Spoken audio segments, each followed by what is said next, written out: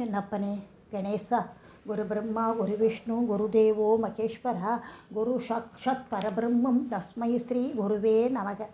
சதாசிவ சமாரம்பாம் சங்கராச்சாரிய மத்தியமாம் அஸ்மத் ஆச்சாரிய பரியந்தம் வந்தே குரு பரம்பராம். மகாபெரிவாளோட கதை படித்ததில் ரொம்ப பிடிச்சது, ரொம்ப நல்லா இருக்குது. எல்லாரும் ஸ்கிப் பண்ணாமல் கதையை கேளுங்கோ.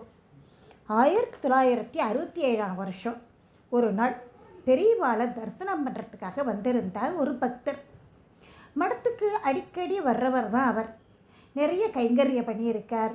அதோட ஆச்சாரியால் மேலே அபாரமான பக்தி உள்ளவருங்கிறதால மடத்தில் எல்லோருக்கும் அவரை தெரியும். மடத்துக்கு அவர் வந்திருந்த அன்னைக்கு ஆச்சாரியாலை தரிசனம் பண்ண நிறைய கூட்டம் இருந்தது. ஆனால் பெரியவா வழக்கமாக தான் உட்கார்ற இடத்துக்கு வரவே இல்லை. அதுக்கு பதிலாக கொஞ்சம் தள்ளி உட்காந்துட்டு வெளிநாட்டு பெண்கள் 2 பேரோட பேசின்னு இருந்தார். ரொம்ப நாழி ஆயிடுத்து. கூட்டத்தில் சில பேர் மெதுவாக முணுமுணுக்க ஆரம்பித்தா. அடுத்த 2 மணி நேரம் ஆச்சு. கொஞ்சம் சத்தமாகவே பேசிக்க ஆரம்பிச்சுட்டா எல்லோரும். அந்த சமயத்தில் மடத்துக்கு வழக்கமாக வரக்கூடிய அந்த பக்தர் கொஞ்சம் படபடப்பாகவே ஆயிட்டார். என்ன இது பரமாச்சாரியார் அந்த வெளிநாட்டுக்காரிகளோட இவ்வளவு நேரம் பேசின்னு இருக்காரே, அவள்லாம் நம்ம கலாச்சாரத்தையே இழிவாக பேசுகிறவாளாச்சே, அவளுக்கு எதுக்கு இத்தனை நாடி தரிசனம் தரணும்? பெரியவாளையே தெய்வமாக நினச்சி நாங்கள் எல்லோரும் காத்துன்னு இருக்கோம், அவளுக்கு போய் உபதேசம் செஞ்சுன்னு இருக்காரே அப்படின்னு கொஞ்சம் சத்தமாகவே பேச ஆரம்பிச்சுட்டார். ஒரு வழியாக வெள்ளைக்காரிகளோட பேசி முடிச்சுட்டு வந்தார் பரமாச்சாரியார். அவர் வந்ததும் சட்டுன்னு எல்லோரும் வாயை பொத்திண்டு பவ்யமாக இருக்கா மாதிரி மாறிட்டார். இதெல்லாம் பரமாச்சாரியாருக்கு தெரியாதா என்ன? அவர் என்ன சாதாரண மனுஷாவா? பரமேஸ்வரனோட அவதாரம் ஆச்சே. எல்லாரும் ரொம்ப அப்படியே சாந்தமாக ஆயிட்டார். அதனால் அவர் வந்ததும் தன்னோட பக்கத்தில் நின்றுட்டு இருந்த அணுக்கு தொண்டரை கூப்பிட்டார்.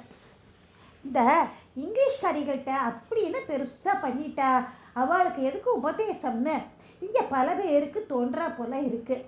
அதனால் வந்தவா யார், அவள் கூட என்ன பேசினேங்கிறத நீயே சொல்லிடுறியா அப்படின்னு தொண்டர் சொல்ல ஆரம்பித்தார். மகாபெரிவாளை தரிசனம் பண்ணி அவரோட உபதேசம் கேட்கறதுக்காக ஜெர்மனியிலேருந்து வந்திருந்தா அந்த 2 பெண்மணிகளும். இன்னைக்கு பரமாச்சாரியார் அவளோட பேசினதை எல்லோரும் பார்த்தேன். ஆனால் அவள் மடத்துக்கு வந்து 3 நாள் ஆச்சு. அவள் வந்ததும் பரமாச்சாரியார்கிட்ட பேசணும்னு சொன்னான். அப்போது அவள் 2 பேரையும் பார்த்து ஜஸ்ட் வெயிட் அப்படின்னு சொல்லிட்டு நகர்ந்து போயிட்டார் பெரியவா. அப்படி அவள் சொன்னப்போ அவள் எங்கே நின்றுட்டு இருந்தாலோ அதே இடத்துலையே உட்கார்ந்துட்டு இருந்தா. உட்கார்ந்துட்டு ருத்ர ஜபம் பண்ணிட்டு இருந்தா. 2 பேரும் மடத்தில் இருந்து கொடுத்த பழம் பால் மட்டும்தான் சாப்பிட்டுட்டு விரதம் மாதிரி உட்கார்ந்துட்டு இருந்தா. ஒருவேளை பெரியவா மறந்துருப்பாளோ அப்படிங்கிற எண்ணத்தில் அவகிட்ட நினைவுபடுத்தட்டுமான்னு நானே இவாகிட்ட போய் கேட்டேன். ஆனால் அவள் என்ன சொன்னா தெரியுமா? அவர் பெரிய ஞானி, அவருக்கு மறதி எல்லாம் வரவே வராது, எங்களுக்கு கண்டிப்பாக அவரே கூப்பிடுவார், நீங்கள் யாரும் அவரை தொந்தரவு பண்ண வேண்டாம் அப்படின்னு இங்கிலீஷ்லேயே சொல்லிட்டா. 3 நாளைக்கு அப்புறம் இன்னைக்கு தான் அவளோட பேசி இருக்கார். அவள் 2 பேரும் நம்ம இந்து மதத்தை பற்றியும் வேத புராணங்கள் பண்பாடு இதெல்லாம் அமெரிக்காவில் உள்ள ஒரு பெரிய பல்கலைக்கழகத்தில் படிச்சுட்டு தெரிஞ்சுட்டு அதிலேயே ஆராய்ச்சி பண்ணி டாக்டர் பட்டம் வாங்கி இருக்கா. அதே சமயம் நாங்கள் முழுசாக தெரிஞ்சுக்கிட்டோமா இல்லை இன்னும் பாக்கி இருக்கான்னு தெரிஞ்சுக்க அமெரிக்க நாட்டு பல்கலைக்கழக பேராசிரியர்கிட்ட விளக்கம் கேட்டிருக்கா. அதுக்காக நாம் எல்லாம் தீர்மானிக்க முடியாது, உங்களோட சந்தேகத்துக்கு எல்லாம் விளக்கம் சொல்லக்கூடியவர் இந்தியாவில் காஞ்சி காமகோடி மடத்து ஆச்சாரியாலாக இருக்கிற பரமாச்சாரியார் மட்டும்தான், நீங்கள் அவர்கிட்டயே போய் கேளுங்கோ அப்படின்னு சொல்லிட்டார்.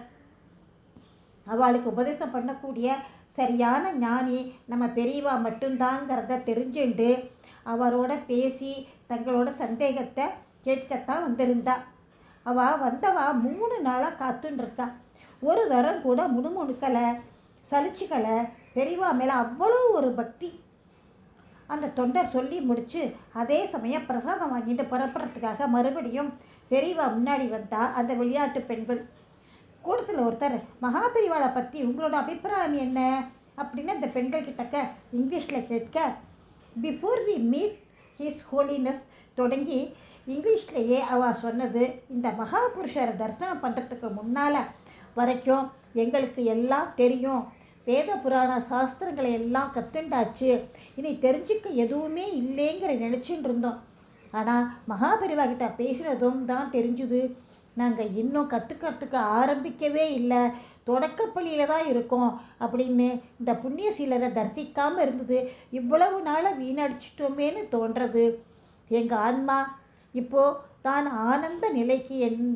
ஆனந்த நிலைன்னு என்னங்கிறத தெரிஞ்சுட்டு இருக்கு. இந்த மகான் இருக்கிற பூமிக்கு வந்தோம், அவரை தரிசனம் பண்ணிட்டோம், அவரோட பேசினோங்கிறத எங்களுக்கு கிடைச்ச மகாபாகியம் அப்படின்னு அவள் கண்ணில் இருந்து ஆனந்த கண்ணீர் தாரதாரையாக வழிஞ்சுது. பவ்யமாக பெரியவாளை நமஸ்காரம் பண்ணிட்டு பிரசாதம் வாங்கிட்டு புறப்பட்டாள்.